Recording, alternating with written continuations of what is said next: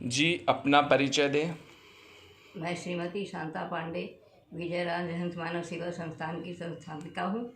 मैं राष्ट्र के बारे में बात करना चाहती हूँ।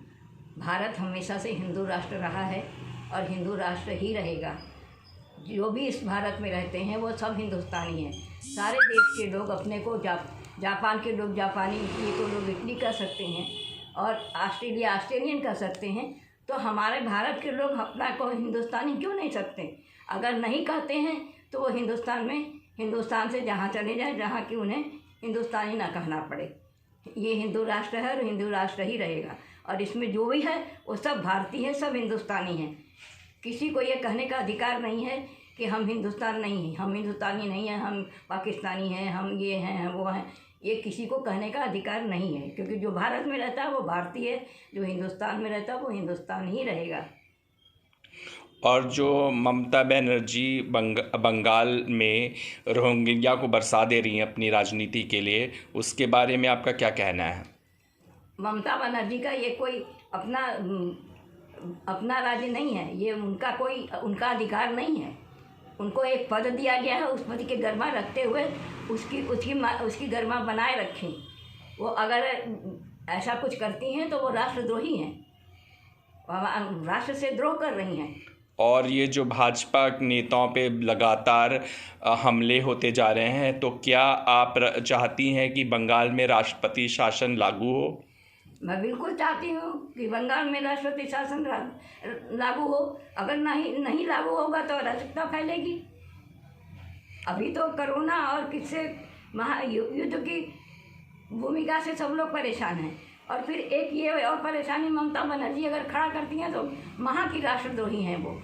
सबसे पहले उनको सज़ा मिलनी चाहिए। और बंगाल में रोहिंग्या को और ये जो सीए का विरोध हो रहा है, तो ये क्या है? फ्रांस में जब आतंक का जो फैला तो फ्रांस ने बैन कर दिया, तो हमारे राजनेता ये क्यों नहीं चाहते कि यहाँ पे बाहर के लोग बैन हो? ये क्यों मतलब यहाँ पे मतलब रोहिंग्या और ये जो बांग्लादेश बनाने पे तुलें? इस पे आप क्या कहना चाहेंगी?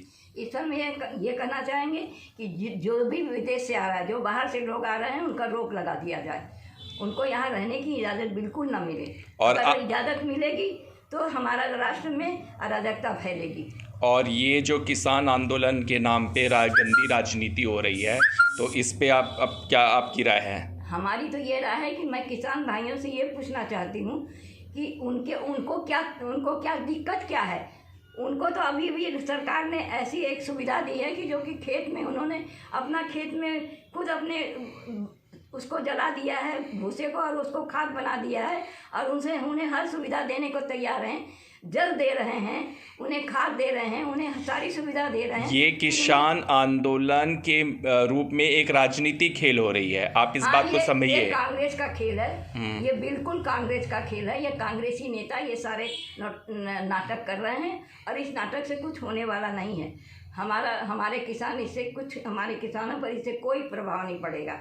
और हम किसानों से यही विनती करते हैं कि वो अपना काम अपने ईमानदारी से करें और किसी के भी बहकावे में बिल्कुल भी ना आए।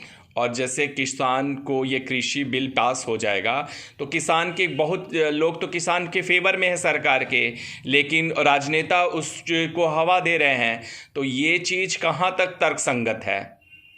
ये चीज तर्कसंगत ये है कि भाई किसान को ये स्वयं को सोचना पड़ेगा कि हमारी भलाई किस में है। वो तो किसान लोग तो है ही, मतलब समर्थन में बहुत लोग, इनका आपस में तो बढ़ गया है। ये तो किसान के जो ये यूनियन लीडर हैं, तो उसमें मजदूरों को फ़ायदा नहीं होता था, यूनियन लीडर अपनी रोटी सेकते थे। तो इसमें किसान नेता किसान के जो रियल किसान है वो तो उसके लिए तो वो काम ही नहीं कर रहे हैं, ये तो अपनी रोटी सेक रहे हैं कि हमें मतलब हो जाएगा, आंदोलन को हवा दो और राजनेताओं से पैसा लो और हम अपनी रोटी सेकें और चीज़ को ख़त्म करें। तो ये तो रोटी सेकने वाली बात हुई ना। तो इस पे आप अपनी राय दें। इस पर हम यही राय देंगे कि किसानों को सजग होना चाहिए, किसानों को एकजुट होकर आवाज़ उठानी चाहिए कि हमारे साथ राजनीति ना की जाए।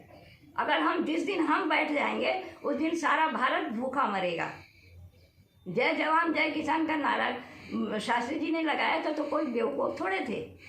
ये पूरी सृष्टि किसान और जवान के ही ऊपर निर्भर है। हर राष्ट्र जवान और किसान के ऊपर निर्भर रहता है। तो ये किसानों को सोचना पड़ेगा कि हमें क्या करना है।